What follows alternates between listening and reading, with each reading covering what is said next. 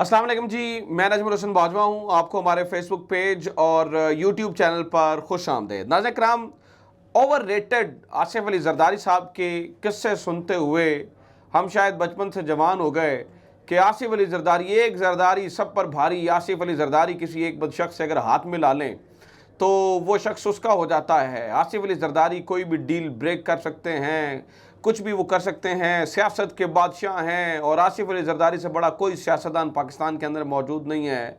मतलब किस्से कहानियाँ और इस तरह से उनकी शख्सियत को बना के रखा गया जैसे वो पाकिस्तानी सियासत के देव हैं जो कोई भी कारनामा सर अंजाम दे सकते हैं, कभी भी टोपी से खरगोश निकाल सकते हैं, किसी भी बिगड़े हुए काम को बना सकते हैं, गिरती हुई हुकूमतों को संभाल सकते हैं।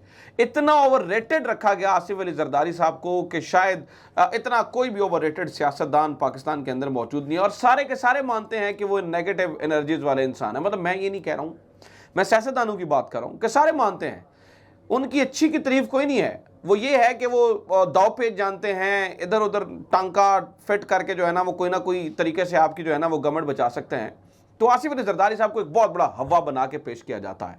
वही आसिफ अली जरदारी साहब जिन्हें सियासत का गुरु और सियासत का देव और सियासत का बेताज बादशाह समझा जाता है। नाज़रीन इकराम, वो इमरान खान साहब के सामने झुक गया है और मैं एविडेंस के साथ, खबर के साथ आपको बता देता हूँ कि वह कैसे झुक गया है और किस इमरान खान के सामने झुका है। उस इमरान खान के सामने जिसे सियासत नहीं आती है, जिसे तो सियासत नहीं करनी आती है, जिसे तो पता ही नहीं है, जिसे तो गलती से जो है ना वो वज़ीर आज़म की शेरवानी मिल गई। यही कहा करते थे, यही मतलब हमने वो सुना कि इमरान खान को जो है वो कहाँ पर सियासत करनी आती है।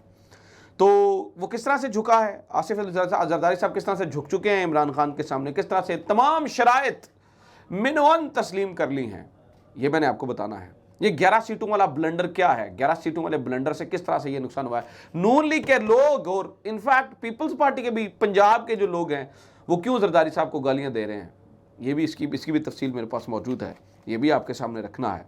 और बहुत सारी चीज़ें जो है ना वो, और आज पंजाब असम्बली के अंदर इमरान खान की जीत किस तरह से होने जा रही है या पंजाब असम्बली के अंदर क्या होने जा रहा है, बहुत सारी चीज़ें जो है ना वो मेरे पास मौजूद हैं। सबसे पहले आसिफ जरदारी साहब सुनने ज़रा वो क्या कहते हैं। आसिफ जरदारी साहब की बात बताने से भी पहले मैं आपको ज़रा शेख रशीद साहब का ये ट्वीट सुना दूं। शेख रशीद साहब के ऑफिशियल, ये जो मैं ट्वीट आपके सामने रखने जा रहा हूँ, ये शेख रशीद साहब के ऑफिशियल ट्विटर हैंडलर से जो है ना वो मैं पढ़ के आपको सुना रहा हूँ।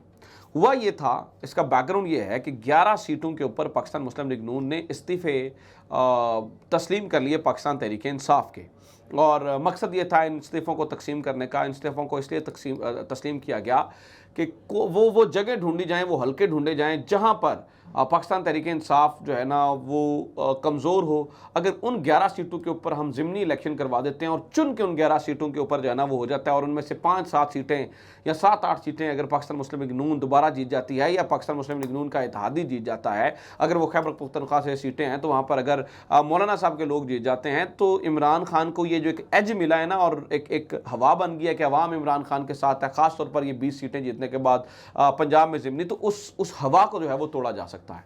इसलिए कल से ये खबर आप सुन रहे हैं कि 11 सीटों के ऊपर जो है वो इस्तीफ़ा तस्लीम कर लिए गए।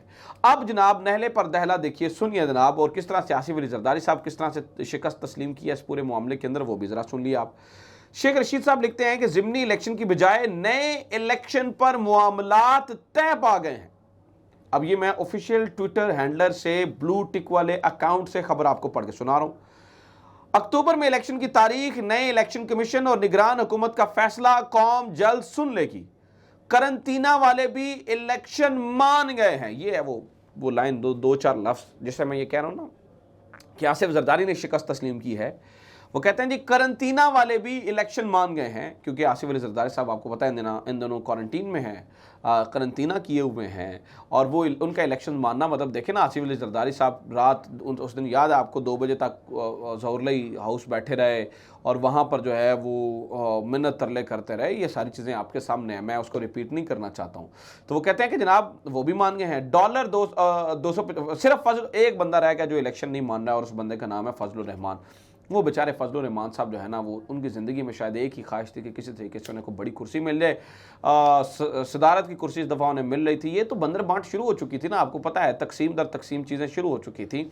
तो मौलाना फजल रहमान साहब को सदारत की कुर्सी मिलना थी, इसीलिए उन्होंने शहबाज शरीफ साहब को सदारत की कुर्सी मिलने पर जो है ना वो तमाम कोशिशें की थी। तो जरदारी जब शहबाज शरीफ साहब को कुर्सी मिल गई और मौलाना साहब को ना मिली तो इसके ऊपर जो है ना वो ऊधम मच गया। अब सुने, अगर ये बात सच है और शेख रशीद साहब की बात चूँकि उनके ऑफिशियल ट्विटर हैंडल से की जा रही है कि मामला तय पा गए हैं, तो इसका मतलब है तय पा गए हैं। तो अगर ये बात सच है कि अक्टूबर के अंदर इलेक्शन होने जा रहे हैं, तो फिर और उसके ऊपर आसिफ अली जरदारी साहब भी मान गए हैं, तो इसका मतलब ये हुआ कि इमरान खान की डिमांड मान ली गई है, इमरान खान की तमाम शराइत मान ली गई हैं। तो ये जो अब ये ज़िमनी इलेक्शन से मुराद उन्हीं 11 सीटों की मैं बात कर रहा हूँ। तो पहले पाकिस्तान मुस्लिम लीग नून ने ब्लंडर किया कि 11 सीटों के ऊपर जो है ना वो इस्तीफ़े जो है ना वो उन्होंने एक्सेप्ट किए। उसके बाद जो है ना वो दूसरा ब्लंडर ये किया। अच्छा, और अगर इतना ही ये मतलब समझे ना कि अगर आप पाकिस्तान तहरीक इंसाफ को आप एक बैक फुट पे लेके जाना चाह रहे थे और ये करना चाह रहे थे, इसलिए आपने इस्तीफ़े एक्सेप्ट किए हैं, तो मेरा सवाल यह है कि आपको चाहिए था कि सबसे पहले इमरान खान साहब का इस्तीफ़ा एक्सेप्ट करते।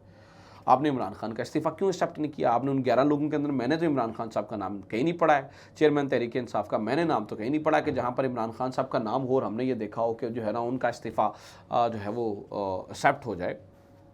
तो कहने का मतलब ये है, इस बात का मतलब ये है कि इमरान खान ने इनको सही डरा के रख दिया। अब सुने जनाब, हो ये रहा है कि नून लीग वाले गालियां दे रहे हैं। मैंने मतलब मेरे बहुत सारे लोगों से बात हुई, बहुत सारे लोगों से जो है ना वो हमने इन दिनों पूछा भी, जो पाकिस्तान मुस्लिम लीग नून के लोग हैं, वो ये कहते हैं कि हमें जो है ना वो जरदारी साहब ने मरवाया है। यहाँ तक लेके आने में अच्छा था, इमरान खान को आप हटाते, आप तहरीक अदम एतमाद के फौरी बाद इलेक्शन में चले जाते, इलेक्शन हो जाता तो होता ये कि आपको पता चल जाता कौन कितने पानी में है और इतना मैशत का भी बड़ा गर्क ना होता, चीज़ें भी ख़राब ना होती, आपको उनके जो है ना वो इल्ज़ामात अपने सर लेने के लिए जो है ना वो कोई उसकी ज़रूरत ना पेश रहती। लेकिन आपने उसको अगर यहाँ तक लेकर आए हैं, लिंगर ऑन किया इतना चीज़ों को, तो इसके पीछे आसिफ अली जरदारी साहब का हाथ है। तो अब पाकिस्तान मुस्लिम लीग नून के जो लोग हैं वो आसिफ अली जरदारी साहब को जो है ना वो गालियाँ देते हैं, आसिफ अली जरदारी साहब को जो है ना वो बुरा भला कह रहे हैं कि उनकी वजह से हम, और सिर्फ पाकिस्तान मुस्लिम लीग नून के लोग नहीं। अगली कहानी सुने, ये जो क़यादत है ना, ये पंजाब के वस्ती पंजाब की मैं आपको बात बता रहा हूँ, और इधर उधर भी उनसे भी आप प्राइवेट महफिलों में मिले तो वो भी कहते हैं हाँ जरदारी साहब को एक काम ख़राब हो गया, क्योंकि पहले तो फिर कुछ वोट पड़ जाते थे, अब तो इनकी ज़मानतें भी जब्त हो जाएंगी। वैसे मैंने इसके ऊपर पूरा एनालिसिस करके एक प्रोग्राम किया हुआ है कि पाकिस्तान पीपल्स पार्टी के क्या सूरत हाल है। तो जरदारी साहब ने पंजाब के सियासतदानों को भी जो है ना वो पीपल्स पार्टी के टिकट होल्डर्स के लिए भी जो है ना वो रास्ते मुश्किल कर दिए हैं। जनूबी पंजाब में हो सकता है फिर कुछ स्पेस बन जाए, लेकिन सेंट्रल पंजाब में और शिमाली पंजाब के अंदर हमें जो है ना वो उनकी स्पेस बनती हुई ख़ास तौर पर पाकिस्तान पीपल्स पार्टी की नज़र नहीं आ रही है। तो नून लीग वाले भी आसिफ अली जरदारी साहब को बुरा भला कह रहे हैं और वो ये कह रहे हैं कि आपने ये गलत तरफ जा रहे हैं, और पाकिस्तान पीपल्स पार्टी वाले भी जो है वो बुरा भला कह रहे हैं और वो भी ये कह रहे हैं कि जनाब ये जो है ना वो आसिफ अली जरदारी साहब ने जो है वो हमारे साथ अच्छा नहीं किया है।